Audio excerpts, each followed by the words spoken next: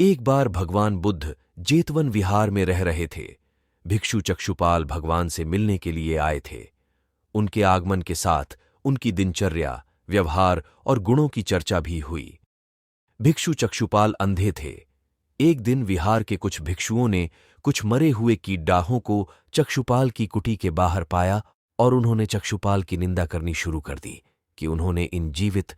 भगवान बुद्ध ने निंदा कर रहे उन भिक्षुओं को बुलाया और पूछा कि क्या तुमने भिक्षु को कीड़े मारते हुए देखा है? उन्होंने उत्तर दिया, नहीं। इस पर भगवान बुद्ध ने उन साधकों से कहा कि जैसे तुमने उन्हें कीड़ों को मारते हुए नहीं देखा, वैसे ही चक्षुपाल ने भी उन्हें मरते हुए नहीं देखा और उन्होंने कीड़ों को जानबूझकर नहीं मारा है, इसलिए उनकी भर्त्सना करना उचित नहीं है। भिक्षुओं ने इसके बाद पूछा कि चक्षुपाल अंधे क्यों हैं?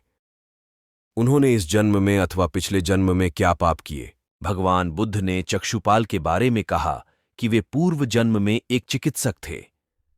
एक अंधी स्त्री ने उनसे वादा किया था कि यदि वे उसकी आंखें ठीक कर देंगे तो वह और उसका परिवार उनके दास बन जाएंगे। स्त्री की आंखें ठीक हो गईं, पर उसने दासी बनने के भय से यह मानने से इनकार कर दिया।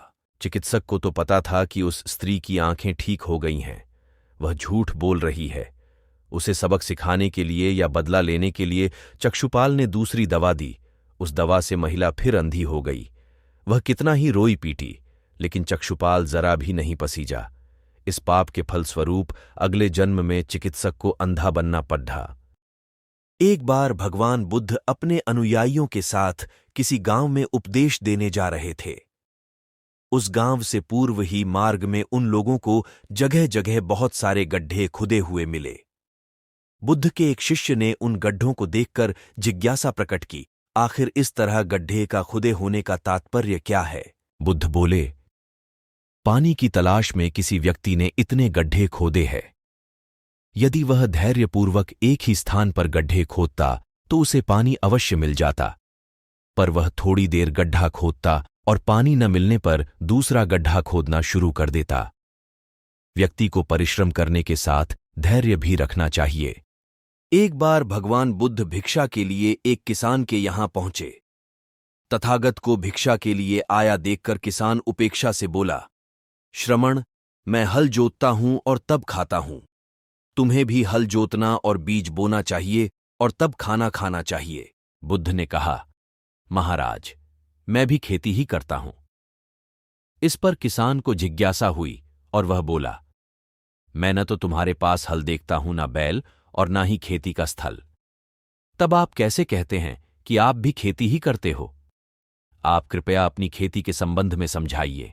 बुद्ध ने कहा, महाराज, मेरे पास श्रद्धा का बीज, तपस्या रूपी वर्षा और प्रजा रूपी जोत और हल है। पाप भीरुता का दंड है, विचार रूपी रस्सी है, स्मृति और जागरूकता रूपी हल की फाल और पेनी है। मैं वचन और कर्म में संयत रहता हूं। मैं अपनी इस खेती को बेकार घास से मुक्त रखता हूं और आनंद की फसल काट लेने तक प्रयत्नशील रहने वाला हूं। अप्रमाद मेरा बैल है, जो बाधाएं देखकर भी पीछे मुंह नहीं मोड़ता है। वह मुझे सीधा शांतिधाम तक ले जाता है। इस प्रकार मैं अमृत की खेती करता हूं। भगवान बुद्ध का जब पाटलिपुत्र में शुभागमन हुआ तो हर व्यक्ति अपनी अपनी सांपत्तिक स्थिति के अनुसार उन्हें उपहार देने की योजना बनाने लगा। राजा बिंबिसार ने भी कीमती हीरे, मोती और रत्न उन्हें पेश किए। बुद्ध देव ने सबको एक हाथ से सहर्ष स्वीकार किया। इसके बाद मंत्रियों, सेठों, साहूकारों ने अपने अपने उपहार उन्हें अर्पित किए और बुद्ध देव ने उन सबको एक हाथ से स्वीकार कर लिया। इतने में एक बुढ़िया लाठी टेकते वहां आई। बुद्धदेव को प्रणाम कर वह बोली, भगवन, जिस समय आपके आने का समाचार मुझे मिला उस समय मैं यह अनार खा रही थी। मेरे पास कोई दूसरी चीज न होने के कारण मैं इस अधखाए फल को ही ले आई हूं। यदि आप मेरी इस तुच्छ भेंट स्वीकार करें तो मैं अहोभाग्य समझूंगी। भगवान बुद्ध ने दोनों हाथ सामने कर वह फल ग्रहण किया। राजा बिंबिसार ने जब यह देखा तो उन्होंने बुद्धदेव से कहा, भगवन, क्षमा करें, एक प्रश्न पूछना चाहता हूं। हम सब ने आपको कीमती और बड्ढे बड्ढे उपहार दिए जिन्हें आपने एक हाथ से ग्रहण किया, लेकिन इस बुढ़िया द्वारा दिए गए छोटे एवं झूठे फल को आपने दोनों हाथों से ग्रहण किया, ऐसा क्यों? यह सुन बुद्धदेव मुस्कुराए और बोले, राजन, आप सबने अवश्य बहुमूल्य उपहार दिए हैं, किंतु यह सब आपकी संपत्ति का 10वां हिस्सा भी नहीं है। आपने यह दान दीनों और गरीबों की भलाई के लिए नहीं किया है, इसलिए आपका यह दान सात्विक दान की श्रेणी में नहीं आ सकता। इसके विपरीत इस बुढ़िया ने अपने मुंह का कौर ही मुझे दे डाला है।